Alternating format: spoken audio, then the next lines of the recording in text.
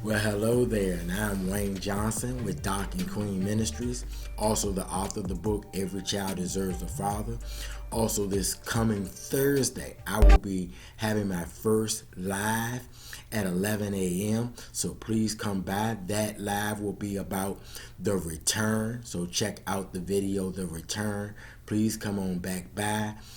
Ask your questions on the live. Let's just have a good time. Today's title is Don't Call Me Boy. Don't call me boy.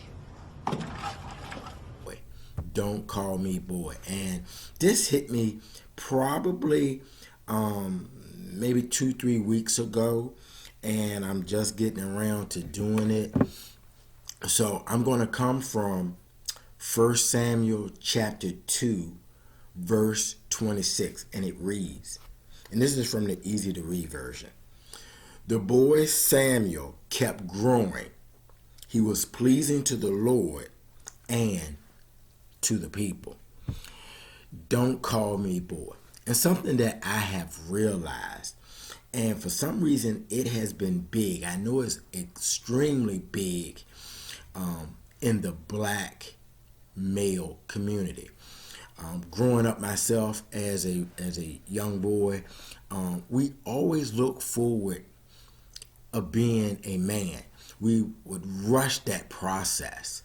I know in general we all do this as people. We rush being older, but then when we get older, we want to be able to go back. And I wish I were 20 years younger. I just think that's a part of it. I think that's not a lot we can do, but understand that we ought to be satisfied where we are and thank God for allowing us to be there. I often tell my grands that just be happy with your age. Don't worry about the next age up. Enjoy, because we all know who are older, life goes by fast. But don't call me boy. When I was growing up, and I used to watch Good Times, and that was one of the big things that Michael had a problem with, when someone would call him a boy. And I think it goes all the way back for at least black Americans here in this country. It goes back probably to slavery, when I'm sure men were called boys even when they were of age. And it stuck with us in particular as black men that it bothers us. So we look to be men early. And we all understands, and that's kind of the reason why I wrote the book, Every Child Deserves a Father. But many of us who are older are still not actually men, because we still operate from a boy's mentality. We don't even do our thing of taking care of our own children. Sometimes we don't even do a good job of taking care of ourselves. But that word boy bothers men in particular.